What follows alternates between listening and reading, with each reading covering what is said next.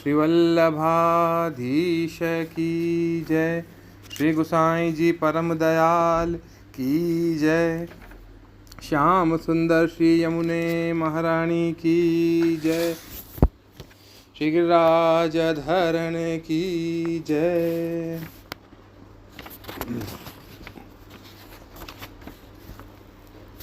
श्रीमद् भागवत चतुर्थ स्कंद। आज है 20वां अध्याय। पिछले वाले अध्याय में यानी 19वें अध्याय में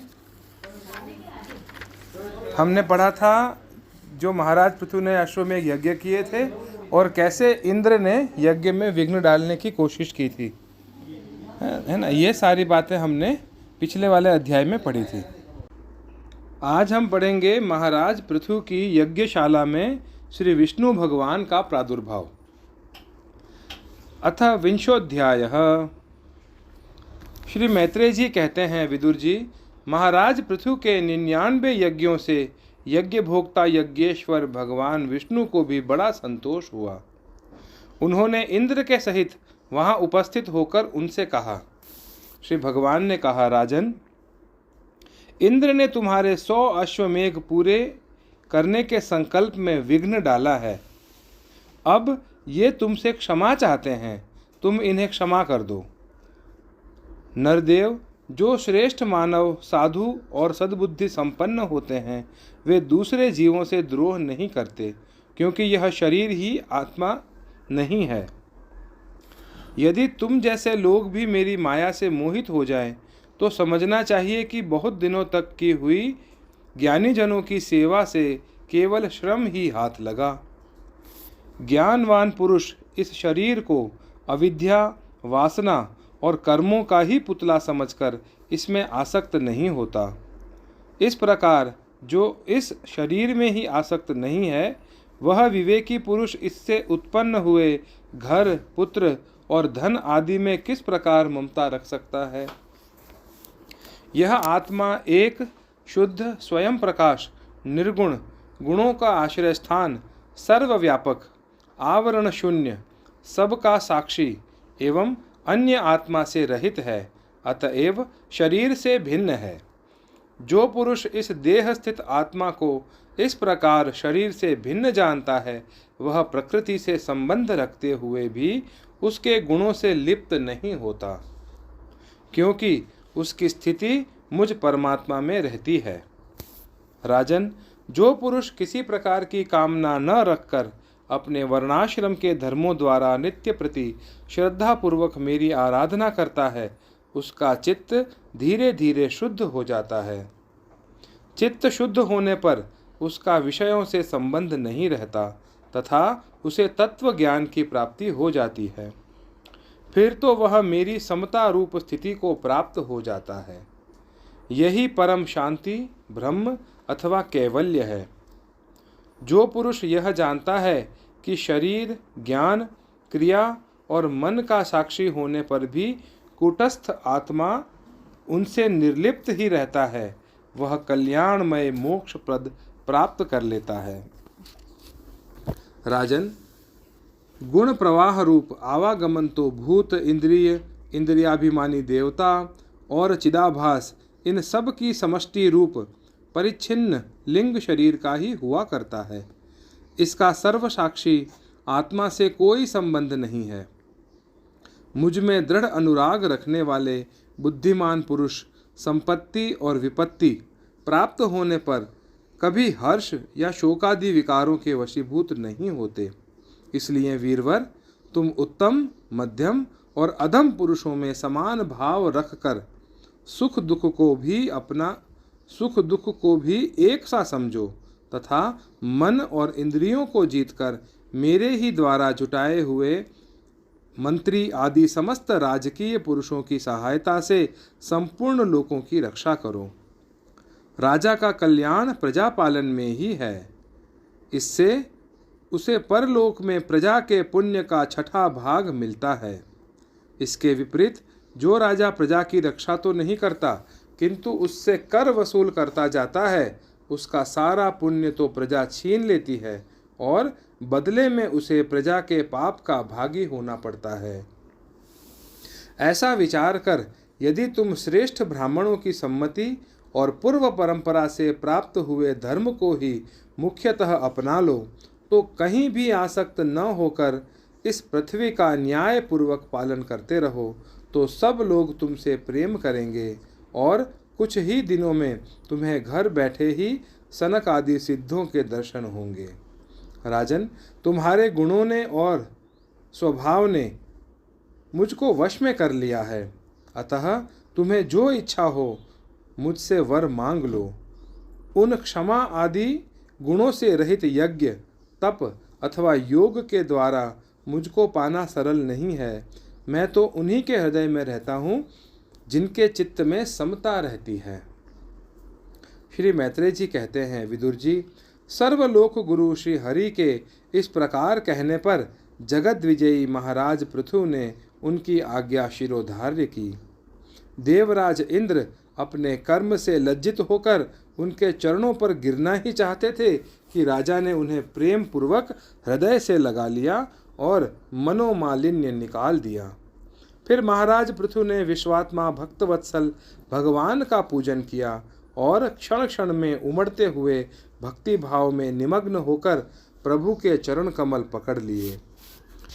श्री हरि वहां से जाना चाहते थे, किंतु पृथु के प्रति जो उनका वात्सल्य भाव था उसने उन्हें रोक लिया। वे अपने कमल दल के समान नेत्रों से उनकी ओर देखते ही रह गए, वहां से जा न सके। आदिराज महाराज पृथु भी नेत्रों में जल भर आने के कारण न तो भगवान का दर्शन ही कर सके और न तो कंठ गदगद हो जाने से कुछ बोल ही सके। उन्हें हृदय से आलिंगन कर पकड़े रहे और हाथ जोड़े ज्यों के त्यों खड़े रह गए। प्रभु अपने चरण कमलों से पृथ्वी को स्पर्श किए खड़े थे। उनका काराग्र भाग गरुड़ जी के ऊंचे कंधे पर रखा हुआ था। महाराज पृथु नेत्रों के आंसू पोंछकर अतृप्त दृष्टि से उनकी ओर देखते हुए इस प्रकार कहने लगे। महाराज पृथु बोले, मोक्षपति प्रभु, आप वर देने वाले ब्रह्मादि देवताओं को भी वर देने में समर्थ हैं। कोई भी बुद्धिमान पुरुष आपसे देहाभिमानियों के भोगने योग्य विषयों को कैसे मांग सकता है? वे तो नार की जीवों को भी मिलते ही हैं। अतः मैं इन तुच्छ विषयों को आपसे नहीं मांगता। मुझे तो उस मोक्ष पद की भी इच्छा नहीं है जिसमें महापुरुषों के हृदय से उनके मुख द्वारा निकला हुआ आपके चरण कमलों का मकरंद नहीं है, जहाँ आपकी कीर्ति कथा सुनने का सुख नहीं मिलता। इसलिए मेरी तो यही प्रार्थना है कि आप मुझे 10,000 कान दे दीजिए, जिनसे मैं आपके लीला गुणों को सुनता ही रहूं। पुण्य कीर्ति प्रभु, आपके चरण कमल मकरंद रूपी अमृत कणों को लेकर महापुरुषों के मुख से जो वायु निकलती है, उसी में इतनी शक्ति होती है कि वह तत्व को भूले हुए हम कुयोगियों को पुनः तत्व ज्ञान करा देती है। अतएव हमें दूसरे वरों की कोई आवश्यकता नहीं है। उत्तम कीर्ति वाले प्रभु, सत्संग में आपके मंगलमय सुयश को देववश एक बार भी सुन लेने पर कोई पशु बुद्धि पुरुष भले ही तृप्त हो जाए, गुणग्राही उसे कैसे छोड़ सकता है? सब प्रकार के पुरुषार्थों की सिद्धि के लिए स्वयं लक्ष्मी जी भी आपके सुयश को सुनना चाहती हैं। अब लक्ष्मी जी के समान मैं भी अत्यंत उत्सुकता से आप सर्वगुणधाम पुरुषोत्तम की सेवा ही करना चाहता हूँ, किंतु ऐसा न हो कि एक ही पति की सेवा प्राप्त करने की होड़ होने के कारण आपके चरणों में ही मन को एकाग्र करने वाले हम दोनों में कलह छिड़ जाए। जगदीश्वर, जगत जननी लक्ष्मी जी के हृदय में मेरे प्रति विरोध भाव होने की संभावना तो है ही, क्योंकि जिस आपके सेवा कार्य में उनका अनुराग है उसी के लिए मैं भी लालायित हूँ, किंतु आप दीनों पर दया करते हैं, उनके तुच्छ कर्मों को भी बहुत करके मानते हैं। इसलिए मुझे आशा है कि हमारे झगड़े में भी आप मेरा ही पक्ष लेंगे। आप तो अपने स्वरूप में ही रमण करते हैं, आपको भला लक्ष्मी जी से भी क्या लेना है। इसी से निष्काम महात्मा ज्ञान हो जाने के बाद भी आपका भजन करते हैं। आप में माया के कार्य, अहंकार आदि का सर्वथा अभाव है। भगवन, मुझे तो आपके चरण कमलों का निरंतर चिंतन करने के सिवा सत्पुरुषों का कोई और प्रयोजन ही नहीं जान पड़ता। मैं भी बिना इच्छा के आपका भजन करता हूँ।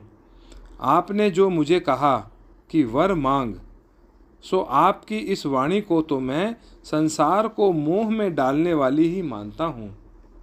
यही क्या, आपकी वेद रूपा वाणी ने भी तो जगत को बांध रखा है।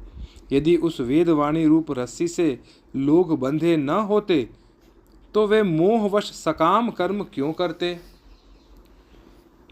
प्रभो, आपकी माया से ही मनुष्य अपने वास्तविक स्वरूप आपसे विमुख होकर अज्ञानवश अन्य स्त्री पुत्रादि की इच्छा करता है।